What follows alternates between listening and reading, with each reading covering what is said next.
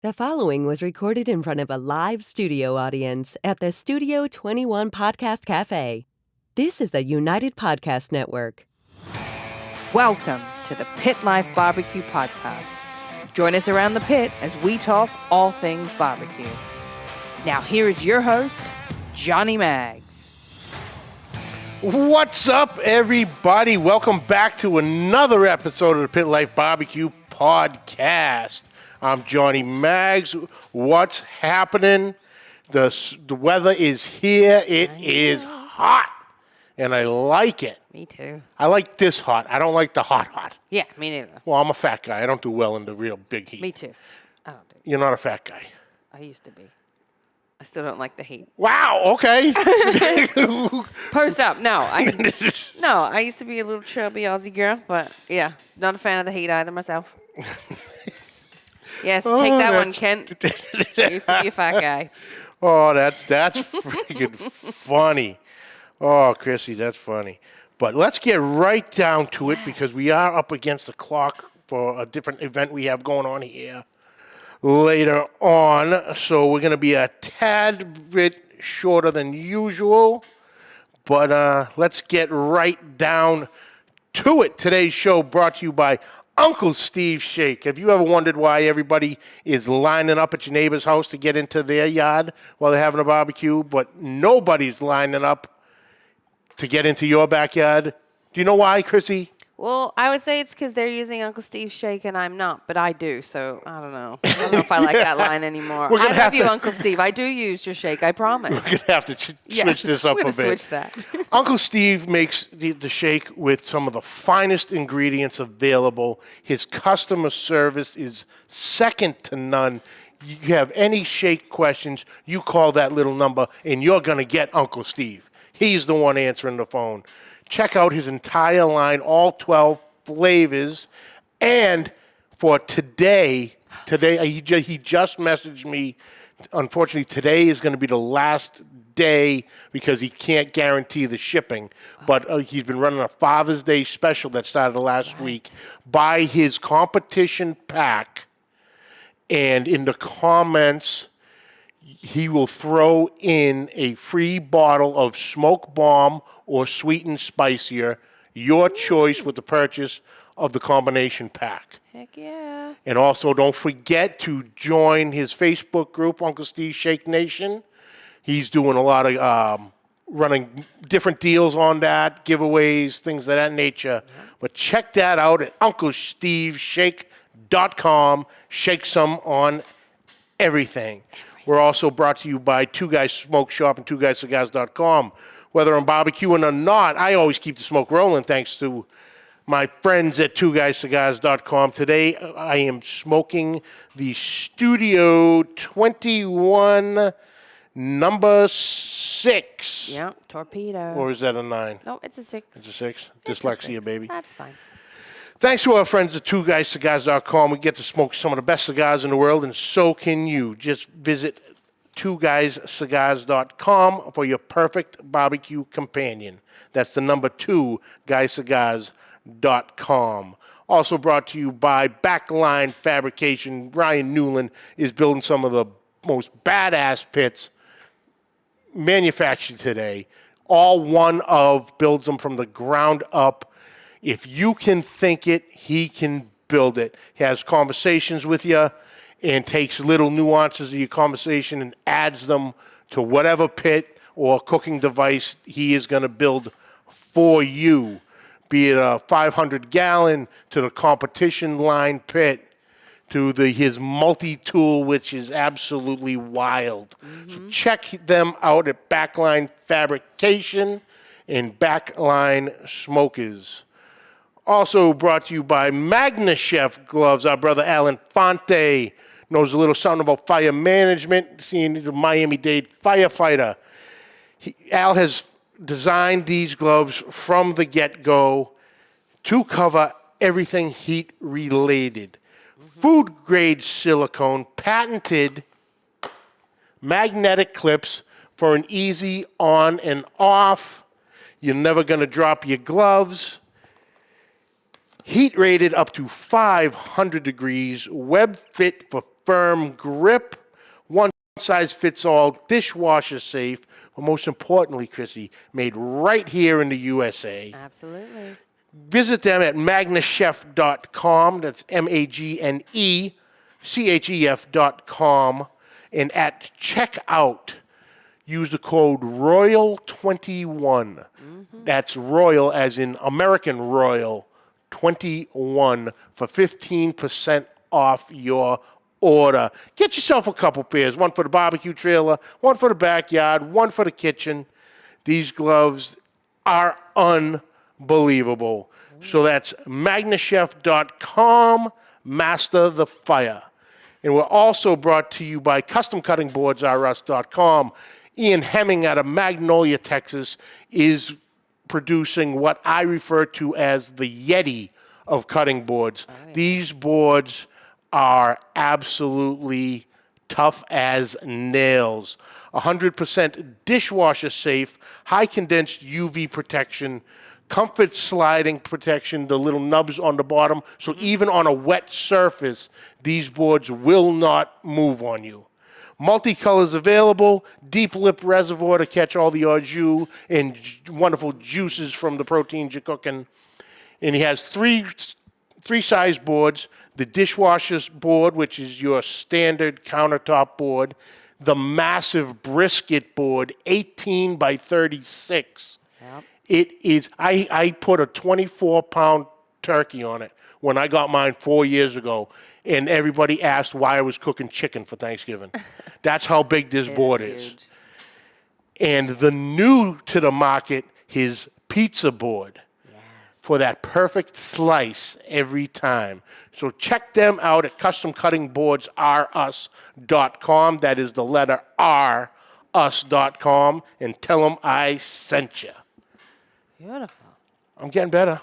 You're amazing at that. Almost 4 years, and I'm almost getting it all right. No teleprompter needed, Greg.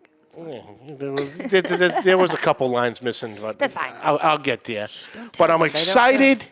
We're catching up with a good friend of mine, ours, the shows, the barbecue community. It's been about a year since Mark joined us last. Mm-hmm. So let's just get right down to it. Bring on, ladies and gentlemen, coming to us live from Malcolm's shop in Hernando, Mississippi, the one and only Mr. Mark Williams of Swine Life BBQ. Mark, what's happening, brother? Man, shoot. Y'all talking about that heat? Y'all come on down here and get some real heat. No, thank you. No, thank you. We're fine. What, okay, I'll bite. What's the temperature down there going? Actual temp, about 106, 105. Heat index in the one teens. High teens. Wow, that's like Australia. That's how hot it's pretty hot. Today's not as bad as yesterday, but we're coming around. I got to get on the mower when we get off this, so I'm really looking forward to that.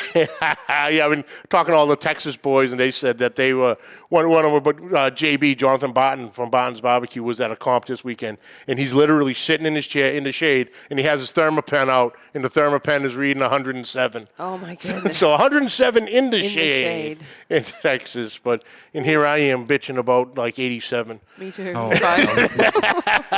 I'm pretty jealous of that. Yeah. So, Mark, how you been, brother? We've been busy. Been good, though. I cannot complain whatsoever. This year has started off busy and ain't let up, so I'll take it. Been doing a good bit of cooking kind of behind the scenes, not a lot of comps. You know, we had Memphis in May I guess, about a month ago, so kind of recovering from it. And right now I got my hands full building my new comp trailer. So, there we go. Been wide open with it, trying to get it done before the 4th of July, which I don't know if I'll make it, but I'm going to try. Hey, you're always trying. That's all that counts. That's all that counts. Let's see. Eric Estrada, what's up? C-Mac, Dutch, Judge, Chapin, Mrs. Maggs is in there. Oh, Mrs. Maggs bought me an anniversary present today. Do we get to know what it is? Do you know what it is yet? 25-ton log splitter. Wow. Yep. Happy anniversary to you guys. Mr. Clarence Joseph, Tejano Cookers, what's up, folks? Uncle Steve, Joe Tucker. What else? Eric, CJ, Eric, CJ, Judge. Ryan Guinea, what's happening, brother? Gray Ryan, Max Baez, calling you out, brother. Kevin, what's up, brother? So yeah, everyone's been busy, so that's always good, Mark. That's fantastic. Always, everyone's cooking everything, so, some things change, some things stay the same. But the last time you were here, well, first off, for any of our new listeners, let's just get a quick rundown of who Mark Williams is and how Swine Life BBQ came to be. Oh, that's no problem. I'm from Hernando, Mississippi, so we're on the tip of the SIP down here. Swine Life originated in 2013 when we really started getting passionate about competition cooking. We've always cooked. I've cooked my entire life. We've done a lot of catering. Kind of started out when my dad was getting ready to retire, and he wanted to do like a catering fundraiser business on the side as a retirement gig. So that kind of lit the fire, and lucky enough to meet a lot of great people in barbecue and, become very passionate about it. It was made up basically of me and my brother. My wife got on board in 2015. The first contest she went to was the Jack. And I told her, I said, don't get your hopes up. All contests are not like the Jack. And don't get used to that. Yeah. But she was hooked, and she kind of come on board and was helping us a lot. And, my brother, he was a contractor, basically. He built custom cabinets, and him and my dad both did. And he left that business in 2017 and started working for How to Barbecue Right. And I followed suit in 2020, right in the middle of the pandemic. I walked away from a comfortable job that I didn't have any worries to chase a dream, and wouldn't change it for the world. I wish I'd have done it 10 years ago. Oh, amen, brother. Amen, brother. It's been a good ride, and I'm very blessed to be where I'm at. Hell yeah. You guys are doing great. Everyone there at the shop, is doing great. You're great, Malcolm, Rochelle. Everything's going fantastic. I'm going to have to get my ass down there and finally meet you guys in person one of these days. I'm going to have to figure that out. But the last time you were on was, it's just about a year. I believe it was last July. You guys were fixing to head out to Galax, Virginia. Yes, sir. Was it Virginia or West Virginia? Virginia. Don't give me the line. They're all the same, if you ask me. Galax, Virginia. Galax, Virginia. For was it the Smoke on the Mountain? Smoke on the Mountain. Smoke on the Mountain. And, you've cooked it a couple times already, and you were hoping, best case scenario, to walk away with, they might have the coolest trophies out there. I would agree. They got the fiddles, the guitars, musical instruments. It's and you were hoping to get one of the fiddles. Any of them. I wouldn't care if it was. I think they got the fiddle, the mandolin, the guitar, the banjo. The banjo, yeah. Yeah, and all those are made local, and I don't think that guy makes but a handful of them a year. I mean, they're legit, real instruments and beautiful work. And yeah. I can't play them, but I got some good friends. Malcolm's pretty good at a guitar, so they all sound pretty good. Oh, fantastic. So you went there hoping to get any of them, but the fiddle I remember for sure. Man, and if I'm not mistaken, you left with the whole damn band. I got everything but the drum set.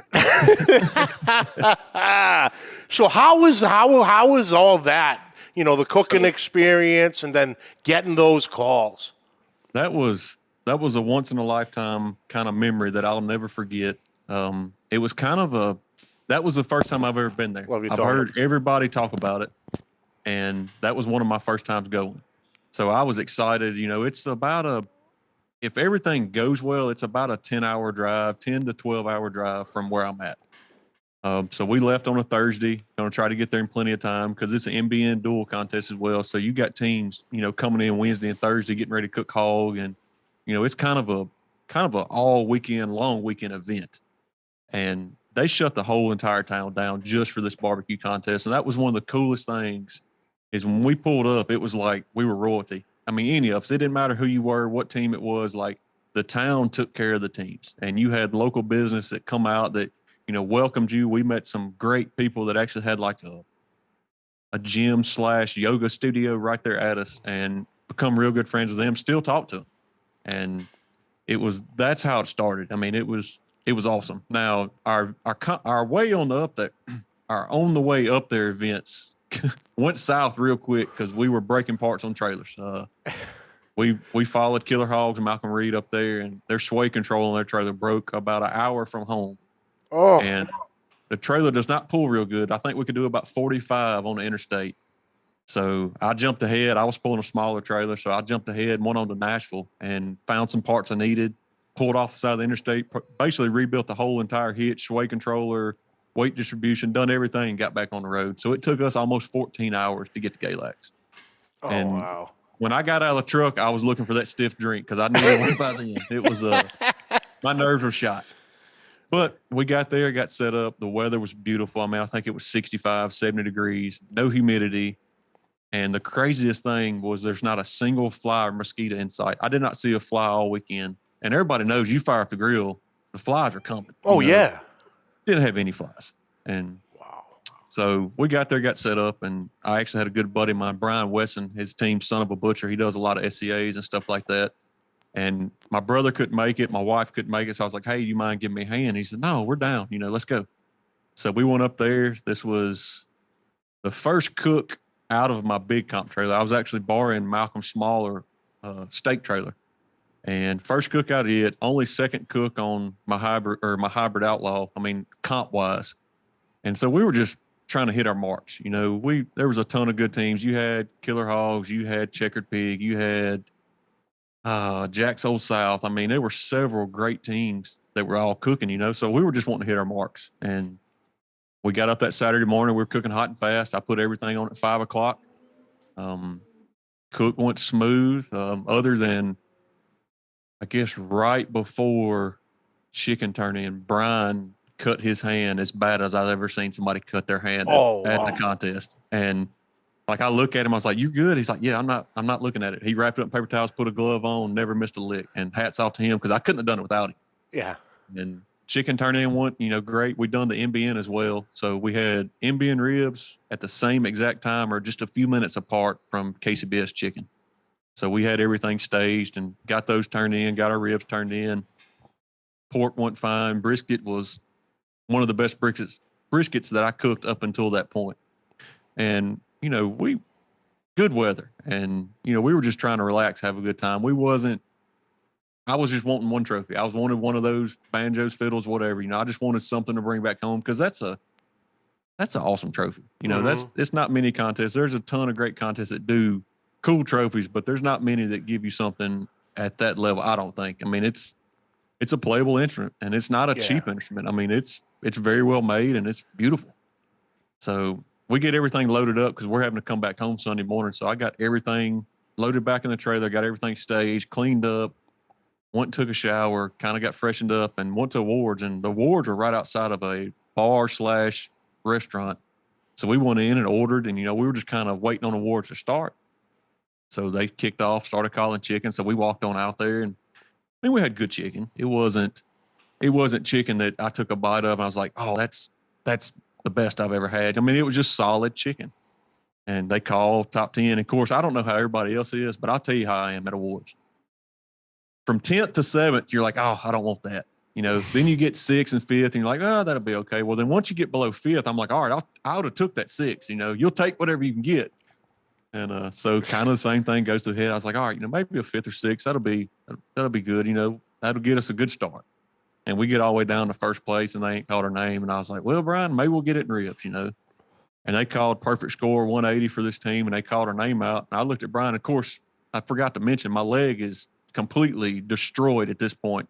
I tore like 5 ligaments in my ankle 2 weeks ahead of time. So I was in a boot on crutches. My ankle was as big as the top of my leg. Been hurting all day. So Brian was my awards walker. I said, man, just go get it. Thank you. This is on you. Go get it. So he got it, come back, and ribs roll around, and they get down to first place ribs again. I was like, there's no way, in the back of your mind, there's no way we're getting back-to-back first places.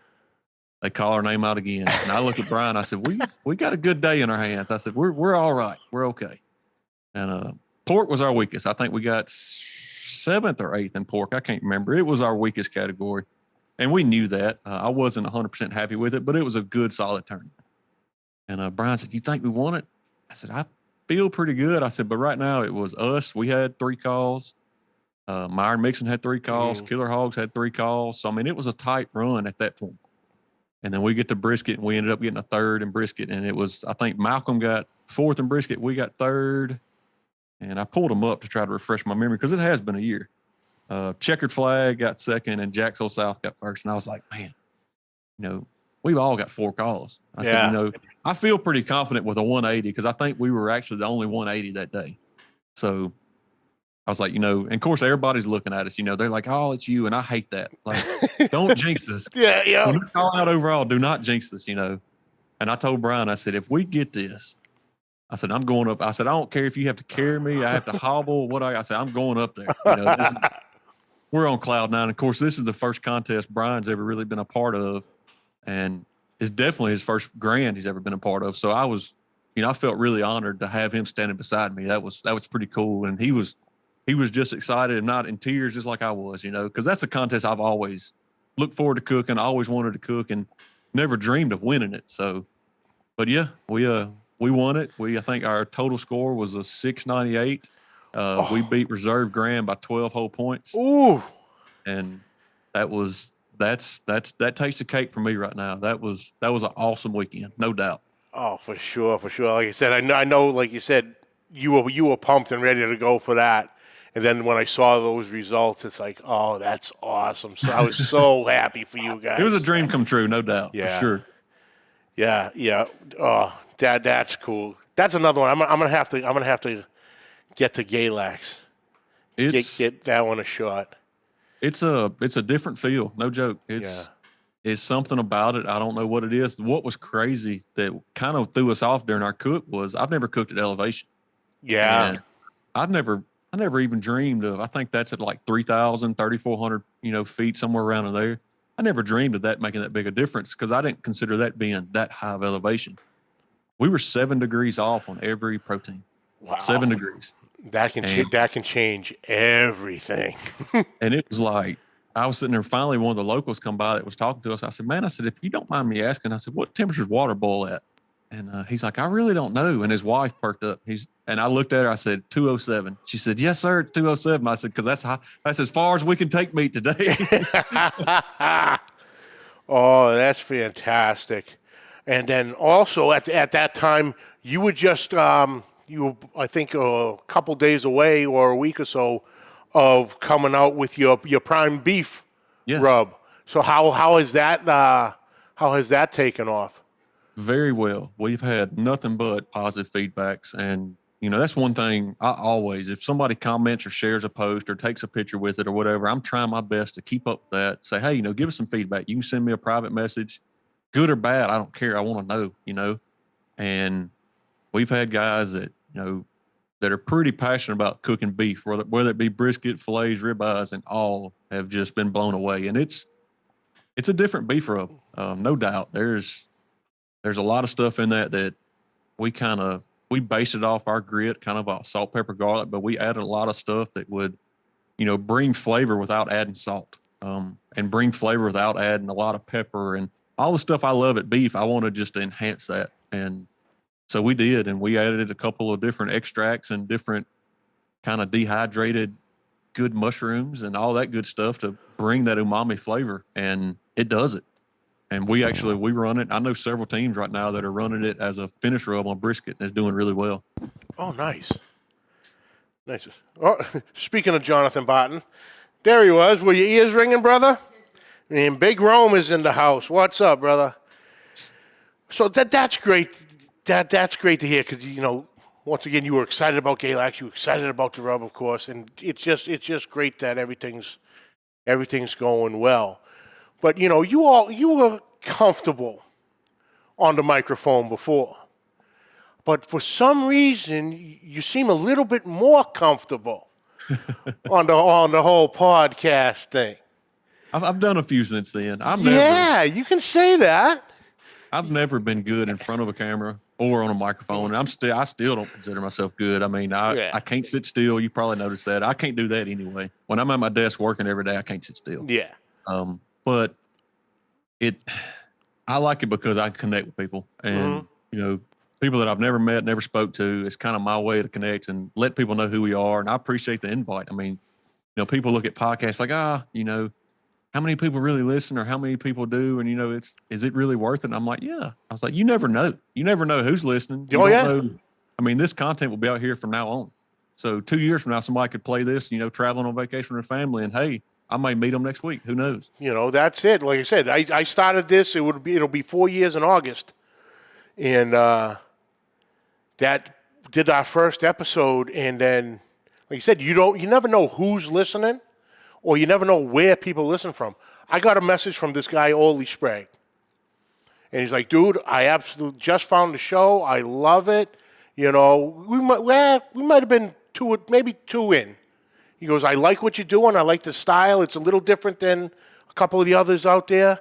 So, just sending my love and the respect. And you got a fan down here in Australia." And that means a lot. And I went, "Australia?" I'm in Salem, New Hampshire. I'm about 45 minutes outside of Boston. And it's like, I'm reaching Australia. And then, it just went from there. But like you said, you never know who's listening or where they're listening. And like you said, that message, you just felt so good about it that people are enjoying what you're doing and, giving you a little pat on the back for, giving it your all and giving it a shot. And, here I am 4 years later. And enjoy it. That's all that matters. Oh, absolutely, absolutely. And obviously, you see firsthand every day what Malcolm's doing. His fall. It's crazy. It's absolutely crazy. But I was going that route to bring up the podcast that you're doing now on the regular basis, and it's you, Malcolm, your brother Jamie, and there was another one, Mike. Yeah, Mike is my brother-in-law. Your brother-in-law. So. And it is called The Buck Junkies. Now, we got a lot of listeners, I know for a fact, are big-time hunters. So, guys, you guys need to check this out. It's on all the podcast platforms, Buck Junkies. Chrissy's going to leave the links down in the description below. But how did that come about? To just do a hunting podcast, but you do get into, usually at the end, you get into recipes of what you guys were cooking down at the camp and things like that. So how did that all come about? So I guess I grew up hunting. I mean, that's as long as I can remember. I've either went with Dad going or hunted on my own, since I was young. I'm probably younger than I should have been, but I mean, that's what all of our background is. And that's something that we all have in common outside of barbecue. So I met Malcolm through barbecue, and then we both, we all become better friends and started hunting together. And then we actually got about 340 acres right south of us, about an hour. And we started, really wanting to do like wildlife management and deer management. Mm-hmm. And, why not cover that? Because there's a ton of info out there as far as, planting food plots and, working your land, but it's not for the average Joe. A lot of this stuff is so over our head, and, it's for a 3,000 acre farm. Yeah. Well, we're dealing with 300 acres. We can't go get a 3,000 acre ranch nowhere. I mean, so we're trying to manage a small acreage area to the best of our ability. And I'll be the first to tell you, none of us are farmers. I mean, we can run a tractor, we can run a disc, we can put seed in the ground, but I'll be the first to tell you, we're not a farmer.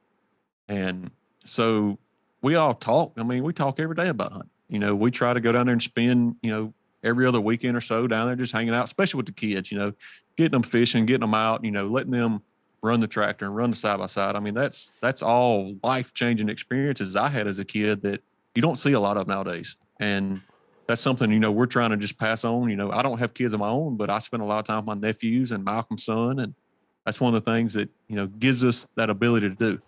So, and we all have a good time. I'll tell you, we got some stories that I would love to tell on a podcast that probably don't need to be out there on a podcast. And we have a really good time. Yeah. And so why not share that? And, we're kind of venturing out to where, let's promote this brand. Let's create a brand that's the average Joe hunting. If we make a bad shot or we miss a deer or we tear the tractor up, you're going to hear about it. Yeah. It's not going to be sugar-coated. Oh, well, this one got away. No, it's going to be like, hey, we tracked that one for 4 miles and we ended up, it's real life stuff. Because no matter how good a hunter you are, no matter how good a sportsman, anything like that, it's going to be something come up at some point in your hunting lifetime that doesn't go the way you plan it, and learn from that. And a lot of people may not have had that experience, but we can talk about it and tell you what we learned and maybe prevent that from somebody else happening. Oh, for sure. It goes hand in hand with barbecue. A lot of your barbecue guys hunt, a lot of your hunting guys barbecue, and they're all going to cook what they're eating. So why not tie it all together and you just create this brand to go with it? And it's been a blast. Oh yeah, because when I first found it, because I found it right at the very beginning. I think it was on Malcolm's show. He was talking about it, that it's coming out. Call it this Friday. We're dropping the first episode. So I was there from the drop of the first episode straight through the last one, and you can feel that it's that friendship is there between all of yous, that relationship, that closeness, because it definitely has that deer camp feel of y'all just sitting around having a cold. There's a cooler full of beer, and everyone's sitting around telling stories, telling lies, whatever it is. But like you were saying, you were hitting on those things. If you missed a shot, you're gonna say you missed a shot. Yeah. No, I didn't miss. I hit this complete, 187 buck, and it's because, folks, I understand. You see the outdoor channels and everything. It doesn't happen that easy. You don't climb up in the tree, get yourself setted, and all of a sudden this trophy walks out right underneath you within 15 yards, and you just put it right through the pump station, and next thing you know, it's on the wall. Not so much. Did you know, out of all the Native American tribes up in the Northeast, do you know what Johnny Mag stands for? Terrible hunter. I've seen a ton, but I have yet to be able to pull the trigger on the rifle or hit the release on the bow.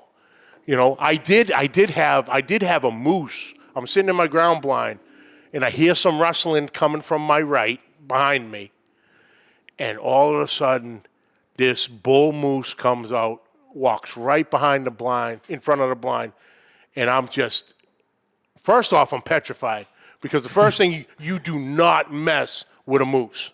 That, and you don't realize how big they are till you got eyes on them. Oh, they are massive. They're 8 to 10 feet from the ground to the top of the head. 6 foot wide spread on the antlers. And it just walks by like you're not even there, and it's like, oh my God. And the only thing I could think about, I go, if this was about 3 weeks earlier and I hit the lottery for the tag, I couldn't miss. He was that close, because we got. Don't ever say you couldn't miss. Yeah, it's true. Little buck fever happens to everybody. It happens.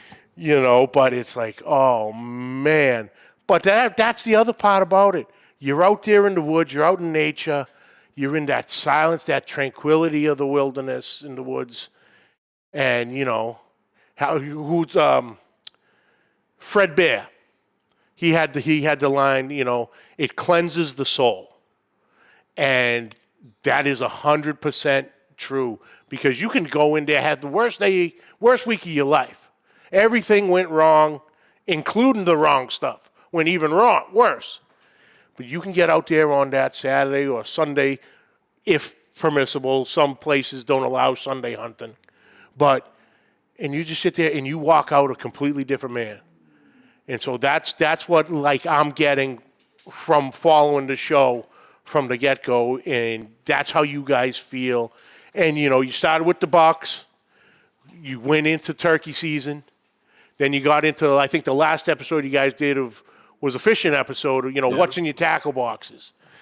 Talking about the old lures you would buy as a kid and the lures you buy now, and especially the price tags of the lures from when you were a kid to now. Oh, you go broke buying them now. That's no doubt. And I forget which one was But it was like, man, if I get hung up now, I'm going in that water to get that. Right. This $18 spinnerbait or crankbait, that's coming back with me. But yeah, you guys are doing a fantastic job. I absolutely love it. And everyone listening or going to listen once the show gets uploaded to the podcast forms. If you're an outdoorsman or just like the hunting stories, definitely check out the Buck Junkies. You will not be disappointed. It is as real as it gets from everything. And then even the recipes, of what you guys are harvesting, that's what you're cooking. I don't know if it was from the podcast or a neighbor that butts up to our land down there, but we got reported over the podcast, basically. Really? And so we have overpopulation of does, like unreal amount of does. We had biologists come in and kind of do like a quick survey and do a lot of head counting as far as what we're actually working with. And he's like, y'all are the worst case I've ever seen. I mean, it was like I could be sitting in food plot and have 30 does in front of me and text Malcolm 200 yards away on the other side of the ridge, and he's looking at 30 different does. So I mean, it was unreal. So I mean, we had to get rid of some does. So we went on a doe overpopulation spree. And I don't know if our neighbor didn't appreciate it or if somebody heard us talking about it on the podcast, but about 2 weeks after we released that podcast, old phone call rang, and it was Mr. Green Pants was on the other side. But again, we keep a good relationship with our game wards and we respect what they do. And we had a phone call and he said, man, y'all done what you're supposed to do. I mean, we was nowhere near over our limit, but we had a good time a few weekends rounding up some does, no doubt. Oh, yeah, because even up here in New Hampshire, it changes from year to year. The new reports come out, and you'll be allowed, 2 doe tags. Or once you fill those 2, you are allowed a third. But then there's other years that it's like, how many do you want? Yeah. Ours was 10 this year. Oh, wow. So, and we ended up on 300 acres between us and all the kids. I mean, everybody killed 3 or 4 apiece, but I think we ended up killing a total of 30 does, and you can't even tell we done it. Like you can't. It's not even phased. It's that overpopulated. Holy cow! So that's what we've been doing the last few weekends. Is we're actually working with a seed company called Local Seed, and we're trying a lot of their food plot and their nutritional stuff to see what can handle heavy browsing. And, see what can keep up with the deer population just to keep protein out there, especially right now, as hot as it is. It's not a ton for them to eat, not good, high-quality protein food. So we're working to that to, figure out what we can keep up. We planted about 15 acres of beans, didn't even make it to sprouts. I mean, deer wiped them out. So we're working on different things to try to figure out what to hold up to them, and we're making good headway. And it's pretty cool to work with the seed company one-on-one and actually have the owner of the seed company and all that come down and look at your food plots, and you get to really learn what actually you're looking for and what the deer like. And we got some stuff out there now that probably a Mississippi deer's never seen, but we're anxious to see what they do to it. Oh, absolutely, and I'm anxious to hear how they take it to it. But any idea of when I know you guys are taking a little break from it, of when you guys are going to get back into it? Maybe at the end of the summer. Yeah, I would say end of the summer, probably around the September time, because we'll kick off a good dove season, usually first weekend of September. So we'll probably kick it back off somewhere around in there, and by then we'll be ready to do our fall plots and get fall plots in the ground, and then bow season rolls around, and then we'll be head deep in it. Then it'll be time to go. Yeah, because I got excited the other day. My wife she goes, I think I might have to learn how to do this hunting thing. I'm like, oh, wrong words. I go, we'll have you slinging arrows before you know it. And you're going to love it. She's like, all right, we'll see. But like I said, Mark, the owner of the studio has a show he's got to do, so he's got to get set up. So unfortunately, got to cut it a couple minutes short this time. But man, thank you so much for coming on when I reached out to you. You were great. And we'll definitely do it again. But, like I said, congratulations on Galax. Congratulations on Rub. Congratulations on the Buck Junkies. Check them out. Where can everybody find you social media-wise and all that goodness? So you can find us at Swine Life BBQ on all the, platforms. YouTube's fixing to change up a little bit. It's fixing to go from Swine Life BBQ to Swine Life because we're fixing to start getting more content as far as building our trailer.